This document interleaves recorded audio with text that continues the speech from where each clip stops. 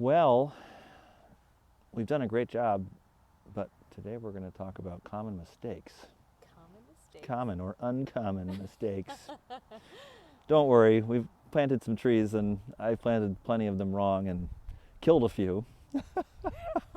So we're here to talk a little bit about part of what we can do is thinking about these before we get to them. So what's some common mistakes? Well, the biggest common mistake is you as the person who wants the tree, or me as the person who wants the tree, wanting the tree in a spot that the tree is not going to want to be in. That's the first part of this, is choosing a site that the tree wants to be in, not the one that we think is the most ideal. The tree is going to be there for years and is going to need to thrive in that location for years. So heavy shade, lots of water running through, in other words, poor drainage, very heavy mucky soil.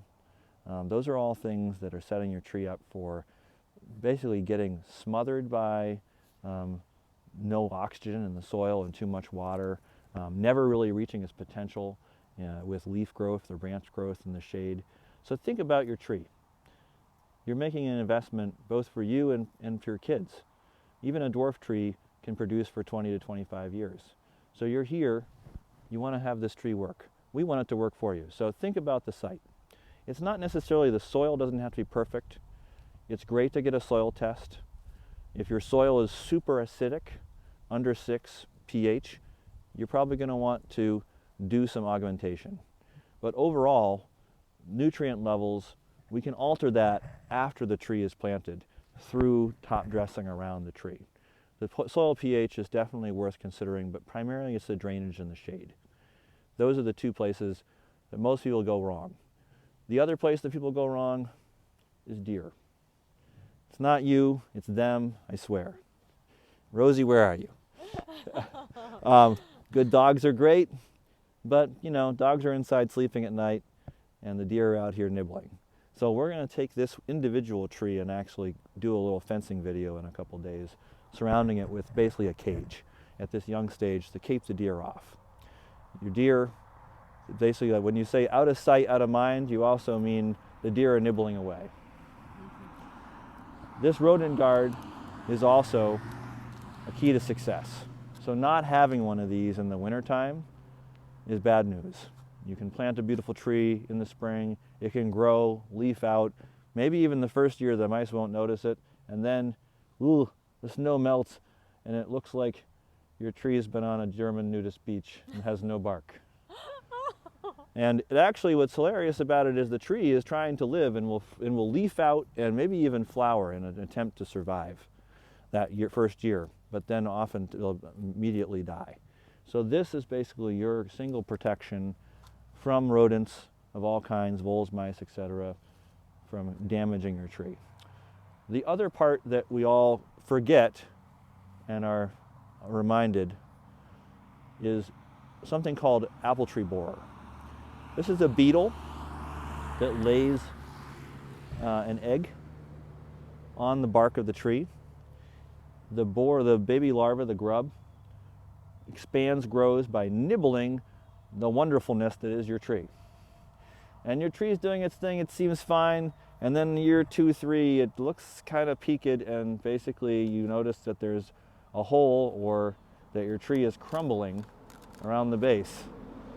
And that basically means your tree has been completely nibbled from the inside out and is going to die. And we'll be doing some borer prevention videos coming up to let you know how to do that. That's something that you'll want to do soon after planting during the summer. The borer is laying in the June and July, depending on where you are, it could be May, but basically in the summer months. So there's some prevention that we do in the summer, and then this is what we do in the winter. Other mistake, forgetting to put a tag that lasts on your tree. Oh my. 10 years later, you'll call us and ask us, what did I plant 10 years ago? I want to know the name. We'll hope we'll have records, but to be truthful, I wouldn't count on it.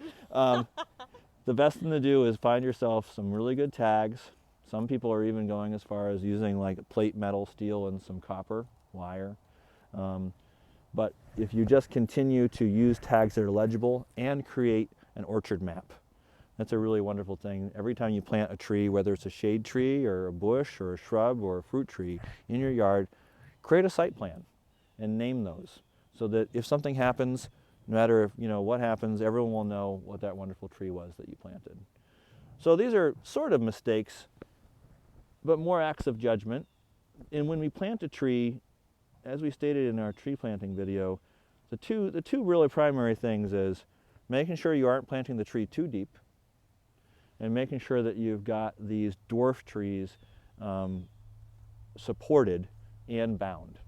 We found out really quickly the first day that we planted these trees, or we were learning about these Geneva rootstocks, that with just a little bit of snow, this top can bend right over. With a lot of snow, that top can snap off.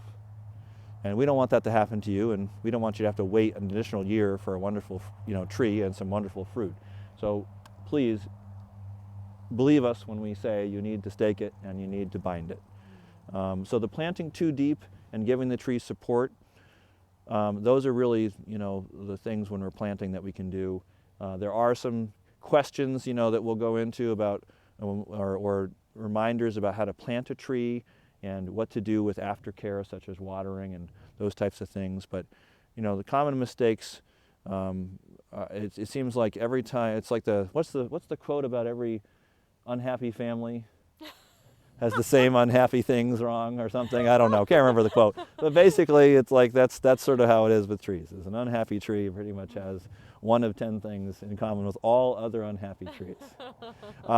When you plant your tree, you're going to have a couple years to become a tree expert. And we'll be creating some content in the coming months and years. But we also recommend that you attend fruit growing classes in your region, buy some of the resources or books that we and others are going to offer you, and learn about organic fruit growing, but also just fruit trees in general, and their, how they live, how they work, pruning, those types of things. The pruning is going to be your big challenge, so stay educated. Don't think the tree is growing itself. This is an interaction. More than just picking the fruit. It's going to need you to interact with it, and you're going to need it. So don't shy away from learning and becoming basically your own expert. We're trying to become our experts in our region, but everywhere that you plant, you're going to have to become the expert in your region and also reach out to experts in your region. Your orchardist down the street, other folks that have been successful growing trees in your neighborhood, strike up a conversation. Find out what's working for them. So don't be a stranger. Come back for more.